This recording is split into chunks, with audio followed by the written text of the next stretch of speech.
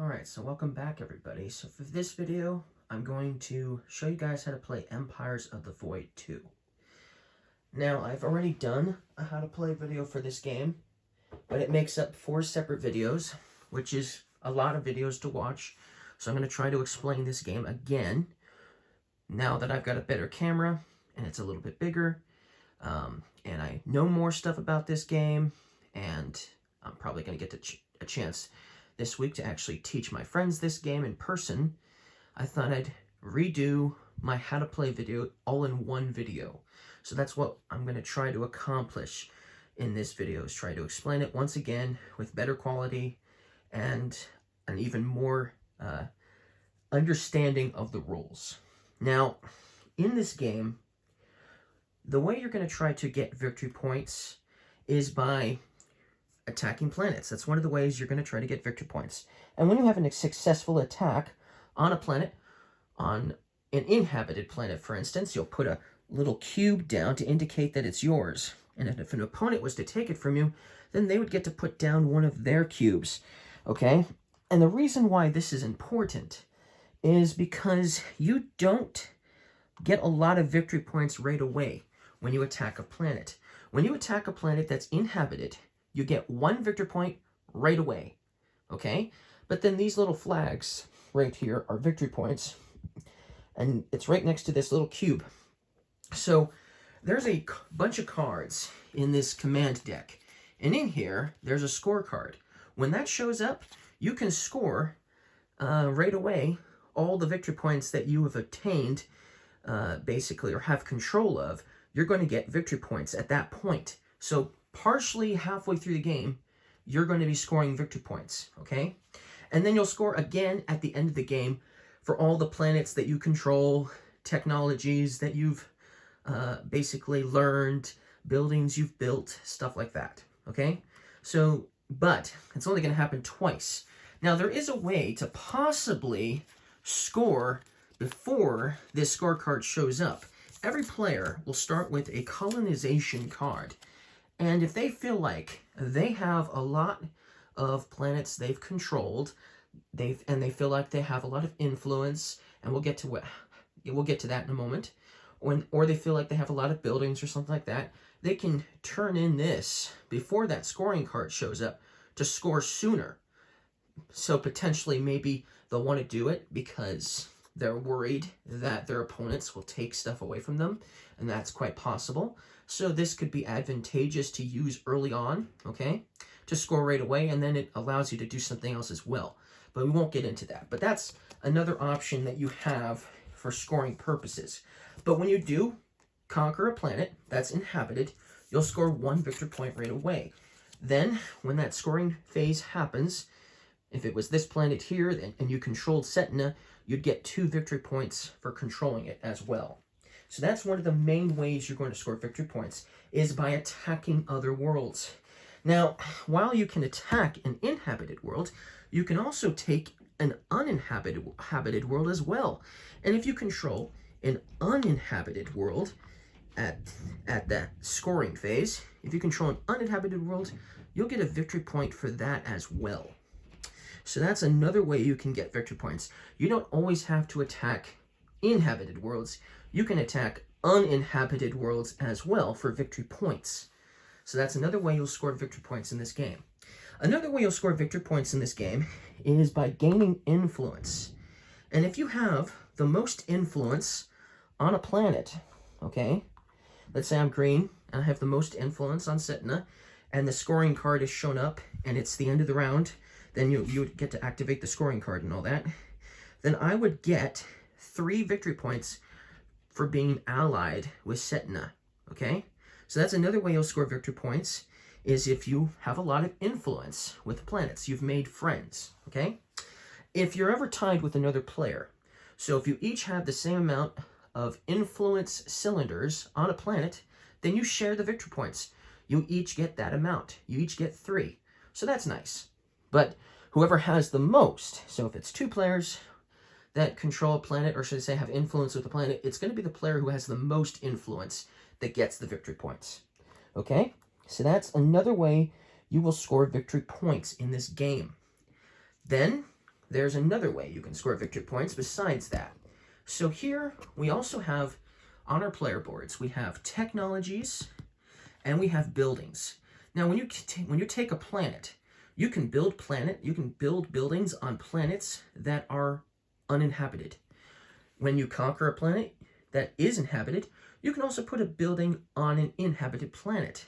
And your world ship, which is this player board here, can have a certain amount of buildings based on what faction, or should I say what alien race you're playing as. Some have more than others. But that's basically the three ways you're going to be building buildings. And as you build a building, it's going to unlock many different things, but one of the things it's going to unlock is more victory points. Now, you won't get these victory points right away. Like I said, during the scoring phase, the 2 scoring phases of the game, that is when you're going to get the victory points. And if you look, if you basically build all of your academies and the scoring phase happens, you could potentially get 2, 4, 6, 8 victory points just for your academies alone if you were able to build all 4 of them. So that's cool, right? And then, of course, the bases, they have the same amount of victory points you could potentially win. Same thing with the cities. So it doesn't matter really which buildings you're building the most of for victory points, because you get the same amount. So basically, you would choose a building to build for other reasons besides just simply victory points.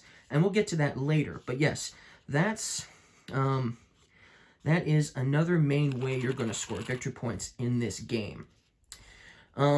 Sometimes, like I said, you'll score victory points when you attack a world and you keep it an inhabited world, uninhabited and inhabited, gaining influence cylinders on planets, building buildings on planets, or your world ship will give you victory points. Certain technologies will give you certain victory points as well.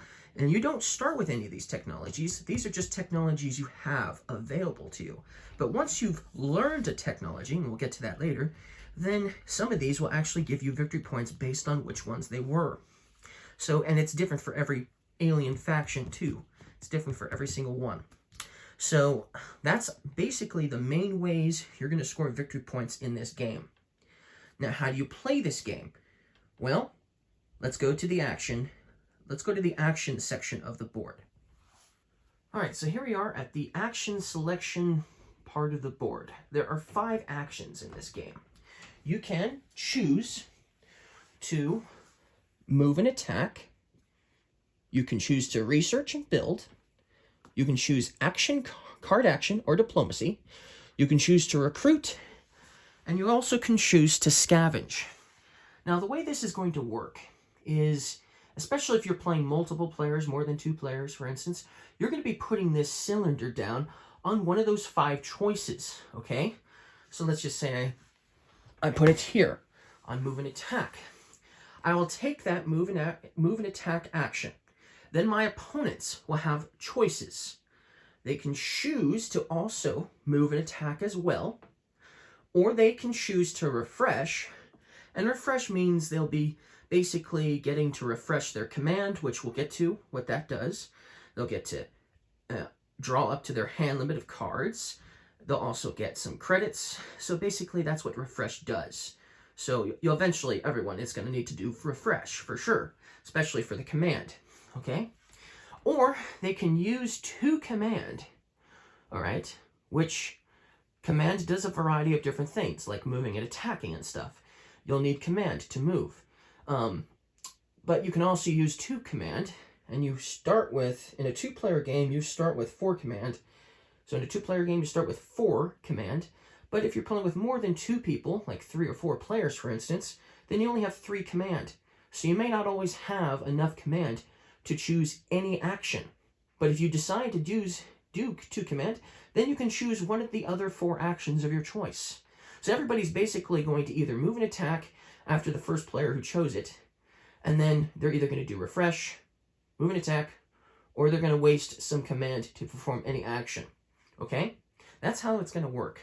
Then, after everyone has done either that, or that, then the next player in turn rotation, so player 2, for instance, will get to choose one of the other 4 actions. But they can't choose the same one from the first technical round. So they have to choose either this one, this one, this one, or this one, for instance. And it's up to them which one they're going to choose. So then let's say they choose this one here. Now everyone would have to do that. Or they'd have to refresh, or they could choose any action. So basically, everyone's going to get a chance to choose what action they would like to do, forcing everybody else to do the same thing, or to refresh, or to spend command in order to perform any action of their choice. Okay? Now let's talk about the different types of actions. Okay? Let's start with scavenge, because scavenge and refresh are basically the same thing. When you choose a scavenge action, or technically a refresh action, okay, what you're going to do is actually going to be on your player board. So let's go to the player board now. All right, so here we go. So when they decide to take the refresh action or the scavenge action, a few different things are going to happen. One of the things that's going to happen is that their command, wherever their command may be at, will get fully replenished. So if they had 0 command, or if they just use some of their command, they're going to get it all back, okay? That's one of the things that's going to happen. Another thing that's going to happen is everyone's going to, that player who chooses scavenge or refresh is going to draw up to their hand limit. You start with 3 cards in the game, but if you utilized some of your cards, and then, so these are your command cards, if you utilized some of them, then you're going to draw up to whatever your hand limit is. Okay, that's another thing that's going to happen. Another thing that's going to happen is you're going to earn credits. So to start the game off with, you're going to earn 5 credits. So you get 5 credits as well. So you're going to get 5 money, you're going to get to drop to your hand limit, and you're going to get to refresh your command. That's everything you do in a refresh/scavenge action. Pretty simple, yes? That's pretty much everything. Now, as you build buildings, you're going to unlock other things. So if you decide to build an academy at some point, you're going to unlock more command, which means you'll be able to take more actions. You'll be able to move further out in one turn. For instance, if you want to move to the other side of the board, you could potentially do that with more command unlocked, okay? You can also use command, like I said, to take any action as well, so you'll have extra command to maybe do that once in a while. If you build a base, you'll get to increase your hand size limit. So now instead of only being able to have 3 cards for your hand size limit, the first base you build is going to make it 4. Not every single building will increase your hand size limit, but if you'll look at the academies, every single academy you build will give you 1 additional command, but not every single base will give you a hand size limit. The last one, and the third, and the second base you build, so the second and fourth base you build, they don't give you an increase in hand size limit. So at most likely, you're only going to have a hand size limit of 5. But there might be some other ways to mitigate that. You might come upon something that will increase your hand size limit some other way. And then as you build cities, you'll get to increase how much money you're going to make. So during the refresh phase. So, like I said, 5 credits to start with. And then when you build your first city, that will be 6 credits. And then the second one's going to be 8 credits, 9 credits for the third building for cities, and 10 credits when you refresh or scavenge if you build all 4 cities. Now, what do you do with money in this game? Well, you recruit troops. That's one of the things you're going to be using your money on, is recruiting troops. Also, these buildings are not free to build. You can't just simply have a world ship that's available. You can't just simply have a planet that you occupy that's available. You also have to pay money for each of these buildings as well. And you'll notice we have, for instance, here we have a 3, we have a 2, and a 2. So if you decide to build your first academy, it's going to cost you 5, 7 credits altogether.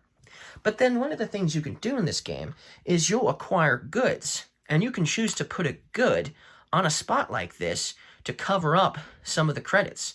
So now, if I was to build an academy, I'd only have to pay 5 credits instead of 7. But once you choose a good for a slot, you can only put that type of good in that slot. Meaning, because there's 3 different goods in this game, meaning that, for instance, life forms wouldn't be able to go here. This is another good, but it can't go here. But it could go here or here to decrease the cost of one of the other types of buildings, for instance. So that's what's going to happen if you try to build buildings. They're going to cost money, okay? We'll get to how you're going to build your buildings in a moment for one of the actions that you can take. But that's how you're going to basically going to do your refresh phase, your scavenge phase. That's basically how it's done. So pretty simple. But then one of the other types of actions you can do is you can take the research and the build action.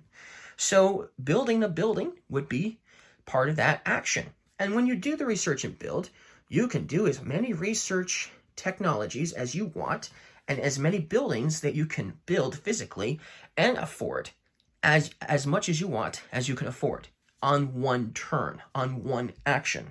So I could research a technology and I could build a building on the same turn as long as I had the goods and the money to do it. Now, how do you get goods? Because you're going to need goods for technologies, but you're also going to need goods to decrease the cost of buildings. Well, as you explore the world, as you explore space, you're going to come across goods. Okay, that's how you're going to get them. Some cards will give you goods and things like that. But that's basically what's going to happen. Some of the goods you get are almost going to be free because you can just simply go to a uninhabited planet, and for visiting that uninhabited planet, you'd get a good, for instance. Now, when you want to use a technology, so when you want to learn a technology, it's not only going to cost you a good, depending on which technology you want to learn, but you'll also notice there is this little symbol with a fire on it and a number. This indicates power. This indicates power cards. When you're attacking a planet, you could potentially use power cards for that. Okay, you can also use power cards to complete actions and missions and deliveries and things like that. But you can also use power cards to learn technologies. Okay, so not only would I have to have a good to learn one of these things. So for instance, this is another good. If I wanted to learn this one here, the World Ship Lab, I would have to put this on that technology. Okay, and it's cool because when you gain technologies, you get 4+ credits. So this is a good one to start with if you're the 7th Academy of EG, okay, or EG. So this one's a good one to go for first. But not only do I have to do that, I also have to pay a command card of at least 2 power. So for instance, this one only has 1 power, so it's not enough. I'd have to use a combination of 2 ones, because that's a power of 2, or I'd have to do something that's higher than 2, or a 2 itself. But right now, I've only got 3, 4, and 2, so I'd have to pay this card here, discarding it. So that means I wouldn't be able to get to use it for its mission, which we'll get to later. So, but yes, that's another thing that you're going to have to pay. So you'll have to pay the good, corresponding good, and a power card of that power level. And they're all different. They all have their own power levels. This one costs 4. This one needs a 4. So, but some of these are just 1s, 2. So it depends on what you want to do. Now, when you decide to build a planet, when you decide to build a building on your world ship, because because that's something you can also do. You can build these buildings on uninhabited worlds, but you can also build them on inhabited worlds too, but you can also build them on your world ship. Well, the first one you build on your world ship will be free, but if you want to build more than one, you're going to have to pay a power card as well as paying the cost of the building for your world ship. So remember that. Make note of that it's going to cost you more power cards as well. Okay? So that's another thing to note. But yeah, that's basically everything you need to know as far as building buildings goes and technologies. Now, there is one other thing I'll mention. So unlike the other 2 buildings here, which aren't special, these base buildings come with a dice and they come with a power level. So basically, you can make something powerful. So the world ship, everyone's got a world ship. The world ship is basically a ship that moves through space. It has no dice you can use for attacking, so you can't roll dice with it. And it doesn't have any power level at all, so it can't attack at all. But if you decide to use your world ship in an attack, and you have a base on your world ship, well, suddenly it has an attack power of 1, and suddenly it lets you roll a dice to increase your attack power that way. So that's basically what's going to happen if you put a base on your world ship. And you could potentially put more bases. You could potentially put another base if you wanted to, increasing the attack power of your world ship, and obviously rolling dice and all that jazz. So that's how the research and build action is going to work. Another thing you can do is you can recruit troops. So another type of action is you can recruit troops. Now, you can always recruit the troops that you start with. So if I was the frog people here, which I am, then I can recruit these guys at that time. And they each cost 2 credits to pay for, to recruit. That's one of the things that's going to happen. But as you make allies with other planets, you might be allied with some of these other planets, like you might be allies with Korzar, or with Corlozan, or with Setna, or with Tanfu, or Measle 3, for instance. You might be allied with them, one of them, or more of them. And so then you can also basically pay for their troops as well, and then you'll have even stronger troops on your side for when you decide to attack an inhabited planet, or to attack another player, or to just defend a planet because you don't want to lose it to another player or something like that. You're going to want these troops on those planets defending them, so that way your spaceships can move around the board and explore space. You can basically purchase troops to, protect worlds and planets and things like that. And of course, they can come with you on your spaceships too as well. So that's a bonus. But yes, that's something you're going to want to do for sure. But they're all different. They're going to have different abilities. They're going to cost differently. So like these guys from Measle 3 cost 3 money. The reptile people of Tanfu cost 6. The Centenians from Setna cost 3 money. The Zealots from Corlozan cost 4. The Cyborg Outcasts, for instance, they cost 4.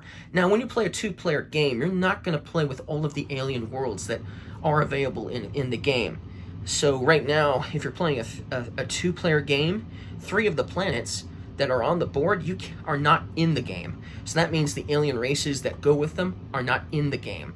And then there's still 2 planets you don't play with regardless. So that's another thing to note. So you're not always going to have all of these. You might not have these alien races all the time, this particular group here. Some of these might not be in your game. Some, not all. But yes, another thing you can build are warbots. So one of the technologies you can learn is right here, and it costs a power card of 1 and metal as a good, but then it'll allow you to recruit warbots by doing that technology. Okay, so once you learn warbot technology, then you can build warbots, which cost 3 money, okay? So that's how that's going to work. And then another good one is cloaking. So everybody has the 2 same first technologies. These 2 are always the same on every player board. And cloaking is another thing that will allow you to ignore hazards, okay? We'll talk about hazards when we talk about moving and attacking. But yes, hazards are another thing that you might want to... Cloaking is another thing you might want to learn to avoid hazards as well. So that's basically... And then there's one other thing that's going to happen when you choose to take the recruit action. Now, if you choose to take the recruit action, you're the only one that gets these cards. The other players who choose recruit after you, as in that round, they won't get these. It's just the player who decided to choose recruit that will get these. And what's going to happen is they're going to get to draw 2 of these Empire cards, and they're going to choose one to keep. And they each give you additional ways you can score victory points. If you can try to get these, if you can try to succeed at these by a particular scoring phase, you'll get more victory points that way. So this is another potential way to score victory points. And you could get a ton of these depending on how many times you choose to recruit. You could get a bunch of these. You always start with one. You always start with one colonization card. You get to look at two at the beginning of the game, and then you get to choose one to keep. But you're always going to have one to start with. But you could potentially get more Empire cards as well. And they don't count as part of your hand limit. So make note of that. These are separate from these, okay?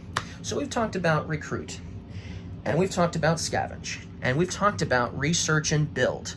There are two different types of actions left. There's card action and diplomacy, and then there's move and attack. So let's look at the main board for the last two different types of actions. All right, so here we go. So first we're going to talk about card action and diplomacy. If you choose the diplomacy or card action ability, you don't even have to be on the planet that you want to perform a diplomacy with. So in order to take a diplomacy action, what you're going to do is you're going to choose a planet you want to try to form a diplomacy with. You want to make, as in you want to make an ally. So for instance, maybe I want to be allies with Tanfu here, okay?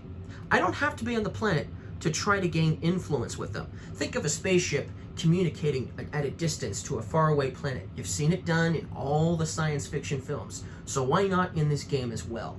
And so, therefore, you don't need to be on the planet to do the diplomacy action that you want to form a relationship with. But it's not something that you can simply do. What you're going to do is you're going to choose a power card that you don't want to use for its other function, as in its action function, or its mission function, or something like that. And then, so let's say if I chose this card here and I chose to discard it, then I'd have to roll a dice. And if I get a 3 or lower, then I have a successful alliance with the planet I chose. And I get to, put down one of my cylinders on the planet. If it was more than 3, so if I got a 6, for instance, then nothing happens, and I've wasted the action, okay? So that's one of the ways you're going to gain influence, is by taking the diplomacy action. That's how you're going to get those influence cylinders out. But then you don't always have to do diplomacy. You can also do a card action. And some card actions will give you diplomacy. So let's see here. Here's one. This one's for Tanfu. So this is a card action. It says, have a secret meeting with leader Lak Rakana, okay? Now it's going to tell me what the cost is. Okay, so this action is going to cost me 2 different things. First of all, it's going to cost me command.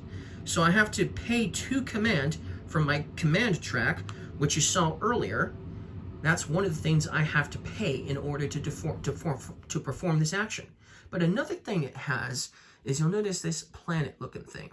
It means I also have to be on the planet as well to take this action. So I'd have to have at least my world ship in orbit, or I'd have to have this in orbit, my star sloop, which does allow me to roll dice. So there's that.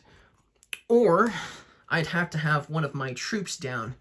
So I'd have to have already conquered the planet, and I'd have to have one of my troops on the planet in order to perform this action here, this card action. But then once I do, and I pay the command cost, and I'm on the planet, I get to put 2 influence on Tanfu. So yes, after you've conquered a planet, you can also still become friends with them, and you can do that. But if you ever attack a planet you have influence on, and then you would choose to attack the planet, then all the influence that you got on the planet is now wasted. It's gone. You lose it. Because now they hate you because you're attacking them. But if you've already attacked them, okay, you've already attacked them, and this would be a way to indicate that you've already attacked them and you've conquered their world, is you'd have that little cube of your color on the planet, okay? So that would indicate I control the planet. And then after I've conquered the planet, then I can make friends with them again and start gaining influence with them again. So it's possible to not only gain victory points by controlling a planet, but also gain victory points by being an ally with their planet at the same time. That's awesome. That's amazing. And if you have, like I said, if you are an ally with a planet, what's going to happen is you're going to get one of these little tiles here that tells you you're allies with that planet, and it's going to give you a special ability depending on which one you're allied with. For instance, if you're allied with Corsair, your hand limit is +1. So that's cool, right? If you're an ally with the Tanfoons, your attack power is +1. For instance, just some of the different possibilities that you'll get, some of the different abilities or effects you'll have if you're allied. Now remember, if your opponent ever makes friends with one of the planets you have allied with, so let's say they have some influence and they just put down 2 influence on the same planet that you have 2 influence on, you get to keep your allied tile. So you still have your power. But once they overlap you, and now they have more influence than you do, then they gain the tile, the ally tile from you, gaining the ability as well, okay? But if you recruited any troops, so if you spent money on some troops here, and you already have some Tanfoons, or at least one Tanfoon, you don't lose your Tanfoon.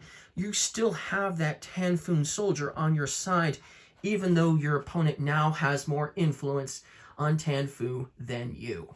Okay? That's how that's going to work. So that's basically that's another way you're going to get diplomacy with other planets, is by taking a card action. That's another way of doing it. Okay? So card action, diplomacy. That's another action you can take. Then there's one more action that you can do. And that is, obviously, moving and attacking, which is something that's going to be happening quite a bit. You'll be moving and attacking quite a bit. Now, when you move around, it will cost you 1 command per movement. So you remember, you start the game off with 4 command. If you're playing a 2-player game, you have 4 command. So if it's your first time moving or utilizing command, you could potentially move up to 4 times. But you always start on a space node, okay? And then you can move to other planets. So like, for instance, I could move here to this planet here. If I choose to end my movement, then I can take the action attack. Now you're attacking, if you're attacking in an uninhabited world, then what you do is you put down your cube on the world that you're attacking that's uninhabited. You get the good that's there. So whatever that may be, you get it. And then you reveal this Explore token here. And it's going to be a variety of things depending on what Explore token you've come across. But basically, this is an Hexite mine, and every time you refresh, you get an extra credit, okay? So that's if you have control of this planet that has the Hexite mine on it. So that's what's going to happen. And there's various different Explore tokens. This one here is Hidden City. At a scoring round, if you have control of the planet that the Hidden City is on, you get +2 victory points. So that's another potential way of scoring victory points. So people will see that, and they'll want it. So that means you're going to want to fortify and defend your planets, potentially for things like that and that. So that's another thing why you're going to want troops. You're going to want to purchase and recruit more troops to leave at planets that are either inhabited or uninhabited, because you're going to get attacked most likely at some point, especially as there's less stuff to explore. That's what's going to happen quite a bit. So you're going to want that to happen. Now, whenever you attack somebody else, so if you attack another player, and regardless of who loses the battle, you do not lose any of your troops. So let's say this guy was in the battle, and I lost my Starfarer here. That's the frog. If he lost the battle and he was in a battle, I don't lose him. He doesn't die. But he does have to move to a planet of safety. So let's say I was attacking, if I was attacking a player here on Setna, okay, in orbit, or maybe somebody controlled Setna and I was attacking them. Because when a planet is in control of another player, like Setna, for instance, and I attack it, I'm not attacking the Sentians now. I'm attacking who controls the planet. Okay, whoever that may be, whether it's the aliens that live there because nobody controls it, or another player, okay? And then if I lose the battle, regardless of whether I lose it to these guys, the aliens that live on the planet, or to another player, all of my troops and spaceships will move to a safe place where I have fortified, that I control. And if you have nothing you control, then you just basically move to a safe spot in the middle of space somewhere, a space node, okay? You don't lose them. You never lose them. So you don't have to worry about losing troops in this game and rebuying them and stuff like that. No one dies in this game. Basically, nobody dies, technically. Or at least nobody that matters dies. So that's something to think about, which is kind of nice. So that's something you don't have to worry about too much, at least. So yes, that's attacking. That's where was I? Moving, attacking. So yes, you can move to an inhabited world, okay, and attack it. But you can also move to an inhabited world too. So if you decide to move to an inhabited world, you have two options when you move to a planet that's inhabited. You can decide to stay in orbit of the planet. And if you do, you get the good that's face down, if there is one, in basically floating around in orbit. Okay, if you decide to attack the planet, then basically you're going here. If you win the battle, then you get the good that's on the planet that is face up. You get a victory point, which I mentioned earlier. And if you control the planet later on, you can score victory points that way. Okay? But there's another benefit to attacking a planet as well. Because, oh wait, no, never mind. And obviously, there's another benefit to attacking a planet. So if you attack a planet that's inhabited, you can also put a building on the planet as well. So it gives you more places to build buildings. But when you attack, how do you attack in this game? Because that's something I haven't really talked about too much, is how attacking is going to work. Well, first, you're going to be rolling dice based on the power of the amount of dice you're allowed to roll. So, for instance, if my Starfarer here was attacking Tanfu, and my world ship was too, but my world ship has no power or dice on it, and my Star Sloop was attacking Tanfu as well, which has 2 dice on it, I'd get to roll 3 dice, okay? So I'd roll 3 dice, and then the highest number of the dice that I rolled, I'd get to utilize for power. So that would be that 6 there. I wouldn't get to use these at all. So then I'd have a power of 6 from this dice. If you look at my Starfarer, he has a power of 1. Come on. There we go. He has a power of 1. So now I have a power of 7. Okay? My opponent, let's say if it was the Tanfoons I was attacking, they get to roll 1 dice. Okay? So then they would roll a dice. So now they've got a power of 2 there. Okay? They also have a power of 3. Because they're powerful. Because Tanfoons are very powerful aliens. Lizard aliens. Okay? So that's 3 plus 2. So now they have a power of 5 versus my 7. Now you're thinking, oh, I've won for sure. Well, no. Because then what's going to happen is I have to use one of my cards in addition to my power. And the number on the power card gets added to my power. Okay? But my opponent, they also get to draw 1 card from the command deck. So they draw 1 of these from the command deck, and that gets added to their power based on the number that's on there. Remember, it goes up to 4. So if they, for instance, got a 4 and I used a 1, how much would that be? That would be 6 and 7 plus 1, so that's 8. And they have 5, but they used a 4, so that'd be 9. So then they would win the battle, for instance. So, I'd have to think about which power card which would be worth using. Maybe this one just in case for the 3. So then I'd add 3 to my total. My opponent would get to add 4. And it was a 4, right?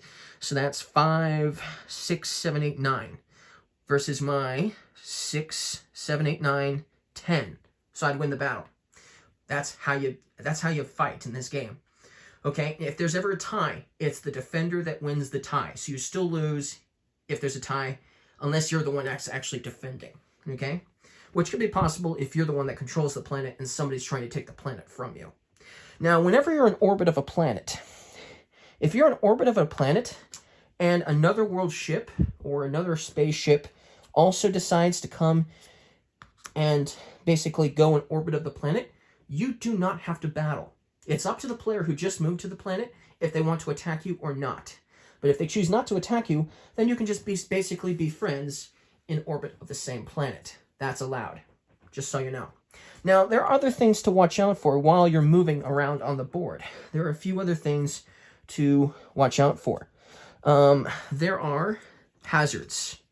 So whenever you move through a hazard, you're going to have to, depending on what it is, so if you move through this hazard, before you move through it, you have to roll a dice. And if you get a 5 or higher, you've made it safely through. If you didn't, you go back to where you were at. So if I was going from here to here, I'd have to move back to Tanfu if I didn't roll a 5 or higher. But as long as I have more command to utilize, I can try to use another command to go through that hazard for another chance at passing through it. Which is why you want to learn the cloaking technology as soon as possible. Because when you have cloaking, then this octopus doesn't see you. So therefore, you don't have to worry about the hazard. These spaceships with the spikes on them, or I guess they're space mines actually. If you're cloaked, you can just go through hazards. Okay, so that's what an asteroid belt, for instance, you can go through that if you're cloaked, if you have cloaking technology. So that's one of the reasons why you might want to learn cloaking ahead of time, so you can move around the board without having to worry about hazards. Now, there's another thing that you could potentially come across. Up here, we have this giant space station. If you ever end your movement here, you can pay 2 credits to basically get 2 goods of your choice. Remember, there's 3 different goods. There's artifacts, life forms, and metal. So you can choose up to 2 of them, basically, for just 2 credits. So that's a nice deal. So going there to get goods, so that way you can make your buildings cheaper and obviously learn technologies. That's a good way of getting goods that way, especially if you're trying to get a particular good. That's basically, though, everything you need to know about moving and attacking, okay? So then there's, like I said, lots of other things that could potentially happen in this game. So not all actions require you to be on the planet to take the action. This one just has a cost of, for instance, 2 command. So to get 1 influence on Setna. So that's a pretty nice deal. And you don't have to be on Setna to do that card action. So there's different costs for different things. There's a lot of different stuff for sure. Some will require you to roll dice. Look, here's another one that requires you to be on the planet to take that action. But then there are other types of cards that you can also come across too. For instance, there's delivery. So in order to take a delivery action, it's actually during your move and attack phase that you'll be able to take delivery actions.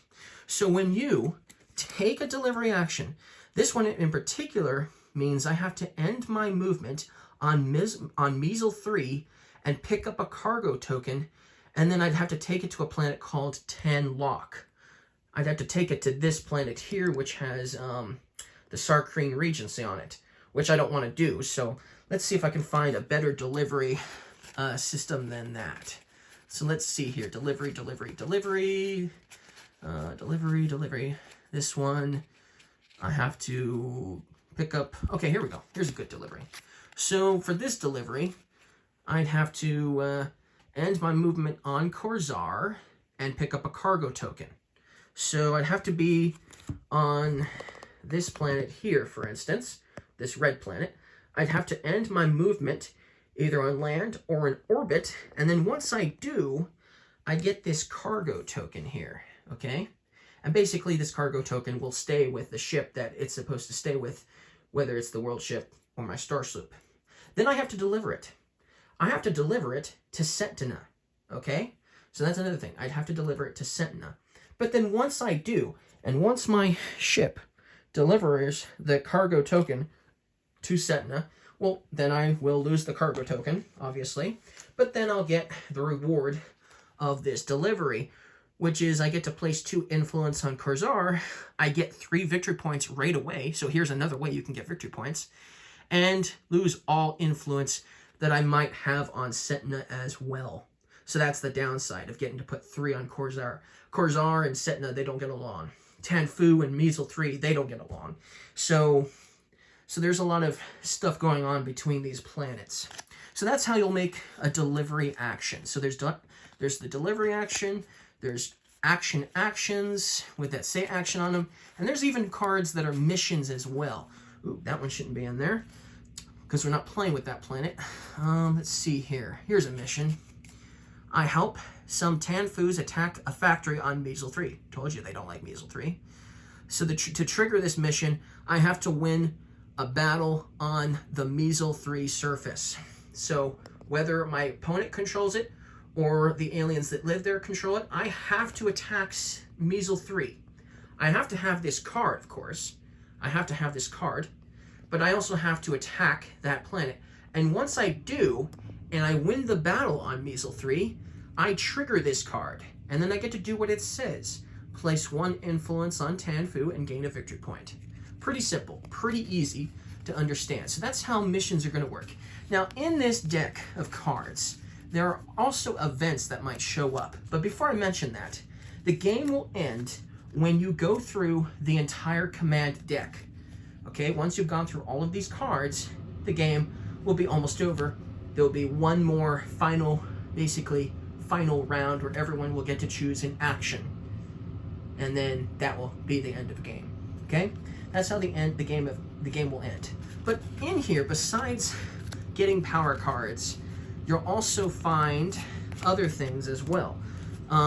Events that will happen on planets, and each of the planets that you're playing with will each have an event. And once you draw one of these, if it's your turn to draw up to your hand limit, then this doesn't count towards your hand limit. So you're just going to still draw up to your hand limit, etc., etc. But you're going to basically, time will stop, and you will read out what this says, and then the effect will go into play. So this one is, you get to whoever controls the planet's surface is worth +2 victory points. So this will make it, controlling the planet Korzor, which is that red planet, whoever controls this planet will get 2 additional victory points for controlling it, basically. So that will make people want to, take Korzor for themselves. So there might be some battles going on there. Let's see, there's the Hexite Market, for instance, for Tanfu. When this one shows up, when you end movement in orbit of Tanfu, you pay 1 credit to gain 1 random good. Okay, that's cool. So you just have to go in orbit of the planet, and you can pay a credit to get a random good. That's pretty cool.